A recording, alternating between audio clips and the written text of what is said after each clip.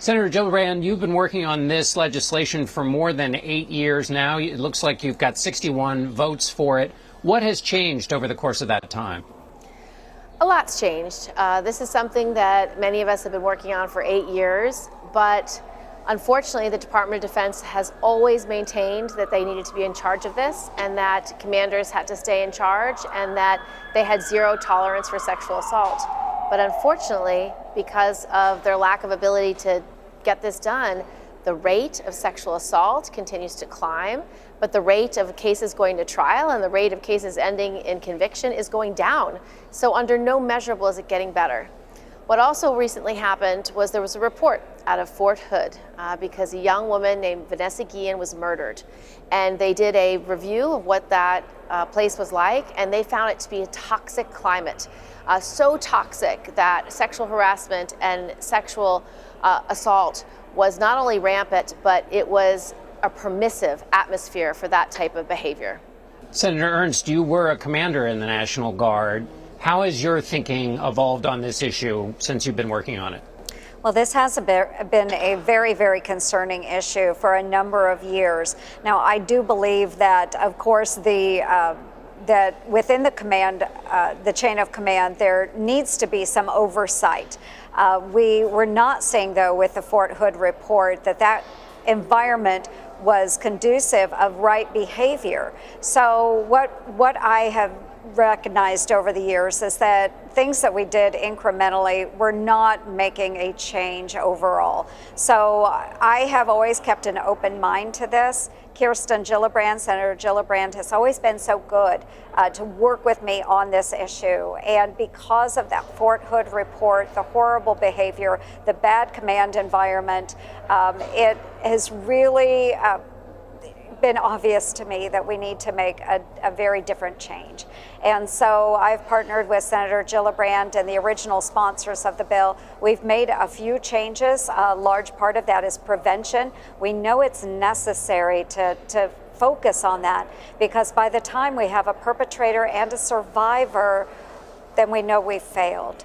So we need to make changes. I've partnered with Senator Gillibrand on that, and I'm very proud of the product that we are putting forward. Picking up on that point about prevention, Senator Ernst, the GAO did a study, and between 2004 and 2019, of the 249 requirements of the military, only 9% were on prevention. Why was there such a blindness on the question of prevention? Yeah, absolutely. This is an issue that I asked my staff to dig into, and of course we have tried to focus on prevention, but large in part we've put other types of supports in place.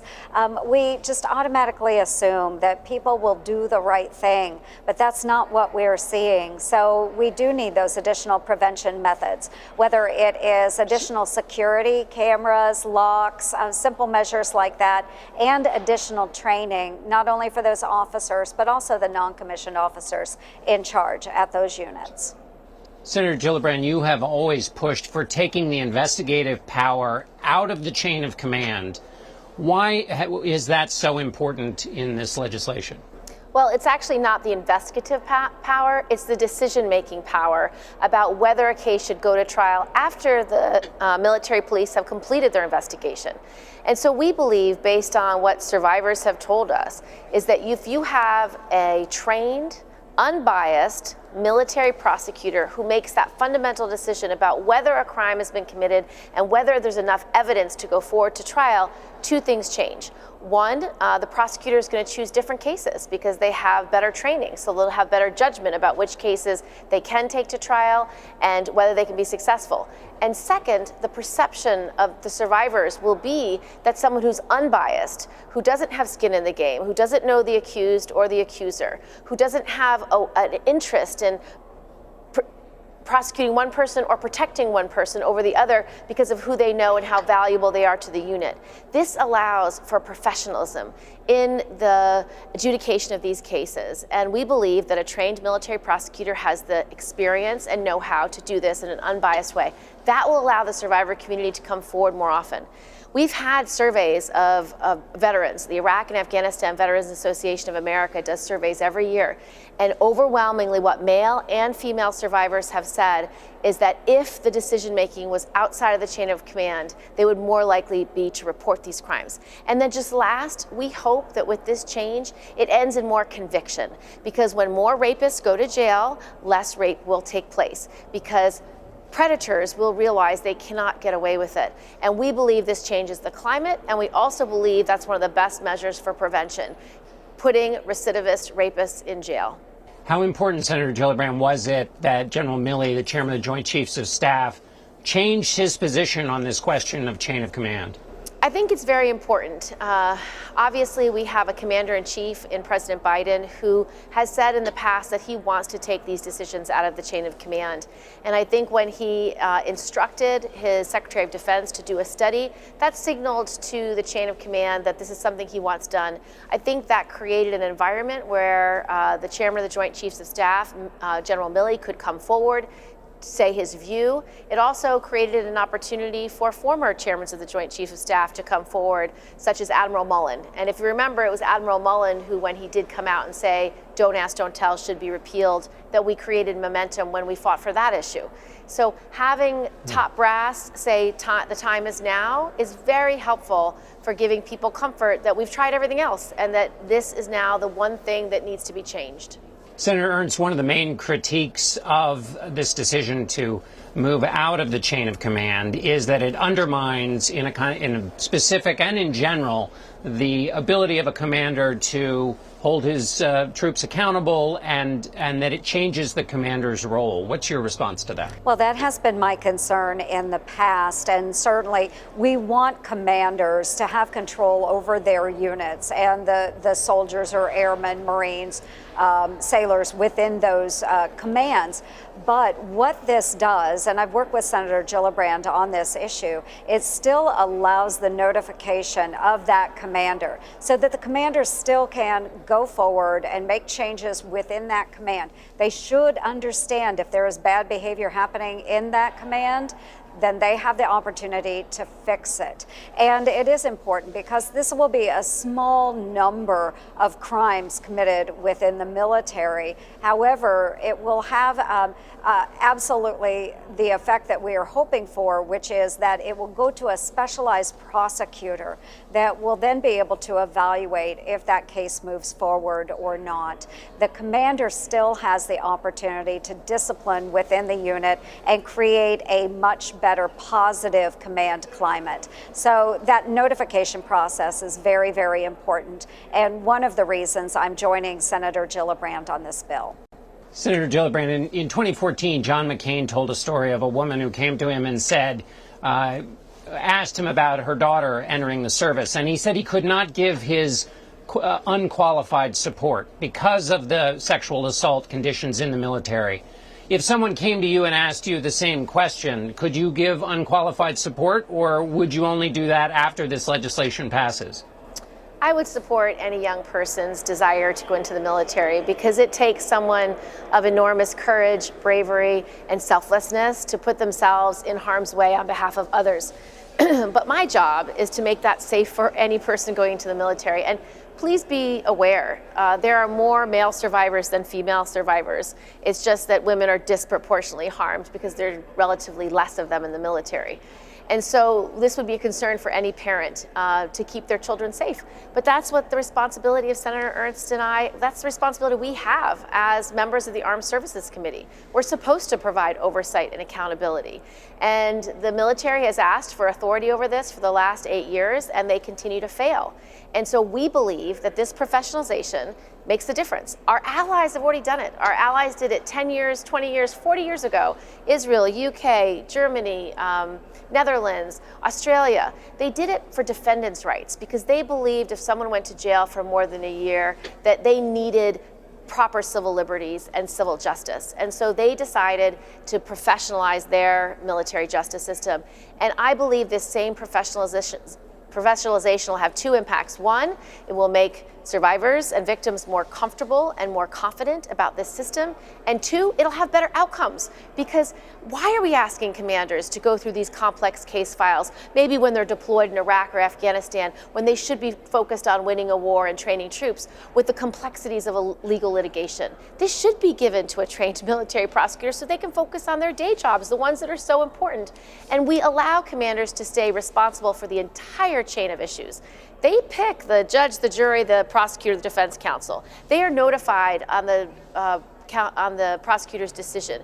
When the prosecutor decides not to prosecute, the entire case comes back to the commander so that he may do non-judicial punishment, which is what he typically does anyway.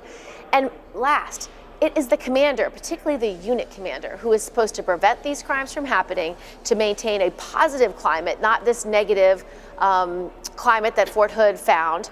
And third, he's supposed to make sure there's no retaliation for survivors that are coming forward. Those three things have failed on, and that's why we believe this one change will help, again, professionalize the system and give more survivors hope that their claims will be taken seriously. Senator Ernst, you've talked about how you worked with Senator Gillibrand on this.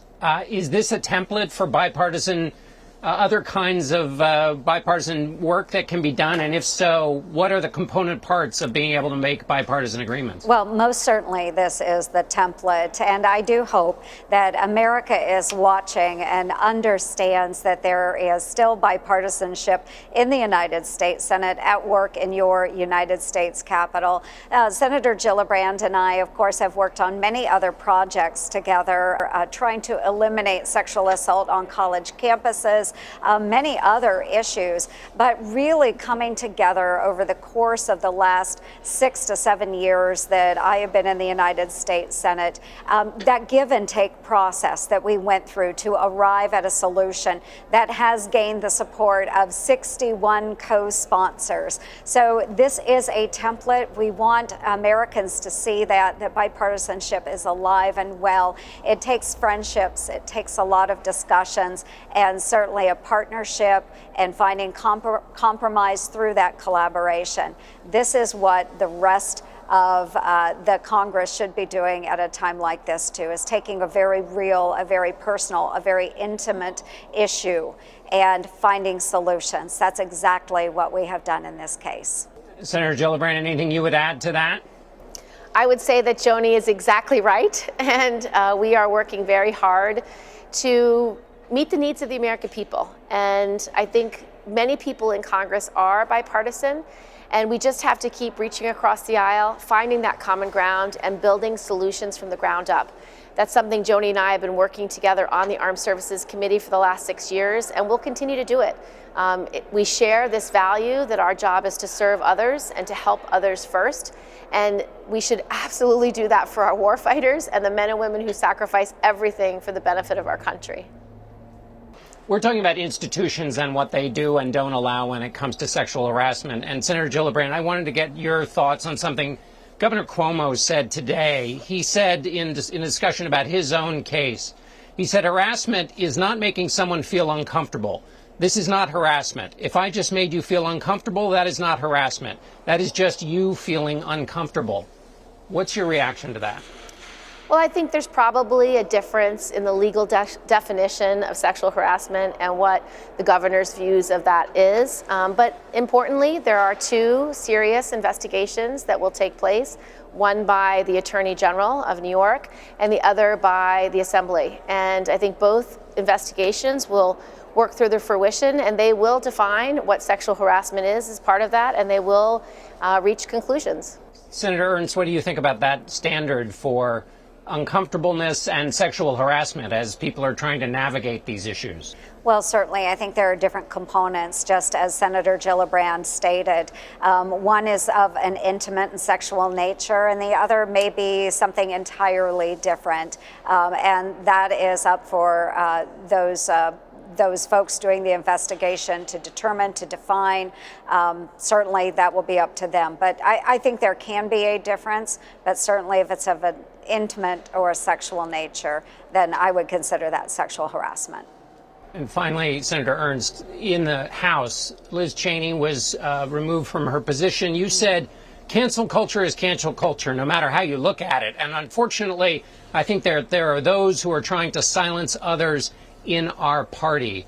Is that what happened to Liz Cheney? Was she canceled? Well, certainly we all have the right to express our opinions, and I would support that of anyone. The House politics, they will do what they do. We certainly saw that yesterday.